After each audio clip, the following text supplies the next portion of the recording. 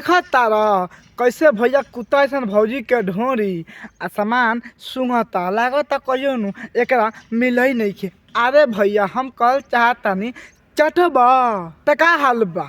आज हम फिर से बात कैले बानी भोजपुरी गाना के। तो भाई लोग आज के वीडियो भी खूब गाना फाड़ बनल बा, तो इसे कहते हैं भाई लोग वीडियो के जल्दी से लास्ट देखबा तबे मजा आई। तो वीडियो बना के बस एक ही मकसद बा, आप सभी के दिल से हंसाने के लिए, ना किसी को दिल को ठेस पहुंचाने के लिए। तो बिना कोनो बकचोदी के आज की वीडियो स्टार्ट कर रहे हैं। तू चढ़बू की बोल हम चढ़ी। अच्छा तू चढ़बू की बोला हम चढ़ी। अरे भैया तो झाँट के पैर तकता रहा, चढ़ के भौजी के पटा के झाँट ना छिलता कि भौजी नु मुत दो सार बुढ़ छुनर भाग यहाँ से। प्यार करे के मन करता बड़ी, गाड़ देवे का मन ना करता।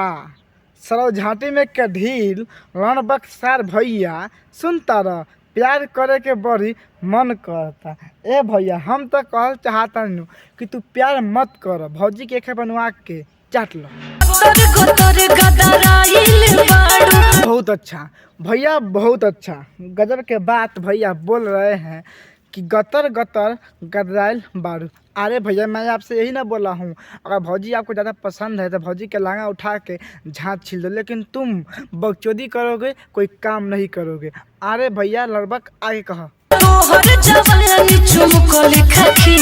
गजब सारा बकचोदी करता। हाँ भैया हम सच बोल रहे हैं, गजब बकचोदी कर रहे हैं। सुन रहे हो कि तहार जवानी चुमुक लेखा खींचे। अरे भैया भौजी के जवानी में कोनो चुमुक उमुक नहीं खे और तहरा के चुमुक लेखा नहीं खींचत। हमरा विचार से तरह ऐसा लागता न कि भौजी के मतलब जबन देख के न तहरा मन डोल गल बा, मन करता कब हम दबा दी कि दूध पिए के मिली। के ऊपर ढोरी के नीचे का कहता रू कि ठेहुन के ऊपर आ ढोरी के नीचे। अरे भौजी तहार कहे के मतलब का बा हो कि ठेहुन के नीचे ढोरी के नीचे, मतलब ठेहुन के ऊपर आ ढोरी के नीचे क्या करी आके तो गान मार ली का आगे कहता तो ताके पटक के चटतनी मारो मजा राजा तू बीचे बीचे। बाहर तारा बहनी के सामान में सकल बलुमा के आर पेलो। वाह बहुत अच्छा। सुनता रह मारा ढोरी के नीचे वो बीचे बीचे, बहुत अच्छा।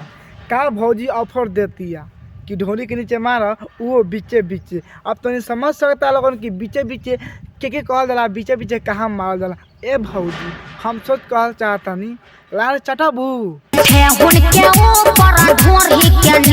ए भाई लोग। जैसे भौजी अपन लहंगा अपना लुगा उठावती नु भागा कर दिन भैया के नु सब सामान दिखाई देत हुई, ये से दिखाई देत हुई हम तहनी के बतावल चाहता नहीं। देखो भैया सुतल बा, भौजी भैया के मुँहे के लगे खड़ा बिया, अब भैया के मुँह के लगे से अपन लहंगा उठावती है। अब वो तो पहन लिया साया, अब साया पहनने के बाद तुम्हें पता हुई कि साया पहनने के बाद नीचे के सब दिखाई देवेला।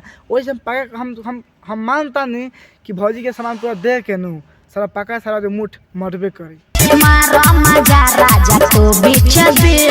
माला के बाद में क्या करी झाड़ छील दी। तारा बहनी के गान में अचार बनाओ, मतलब तो सुनता रहा भाई लोग। भौजी बहन तो थोड़ा शर्म नहीं किया होता बता दे, सोचे कहती है कि ठेहुन के ऊपर ढोनी के नीचे मारा राजा तू बीचे बीचे। अरे भौजी भंसरी वाली हम तो कहल चाहता नहीं, अगर तो ज़्यादा ताक बन ना लेता नु तो बुला ले हमारा बारके बाबू के ऐसा पहले झाड़ से कि चल लेबू आकाश में। अब बताओ लोगन, जैसे भैया भौजी के पता पकड़ के जबन पर हाथ फिरत वो तोहनी के देखला के बाद में तोहनी के मन में ऐसा ना आयल ख कि जाके सारा मुठ मार दी ना। मतलब कैसे भैया बहन चत लड़बक साला भौजी के जबन पर हाथ फेर रहा है अब भौजी फेरवा रही है।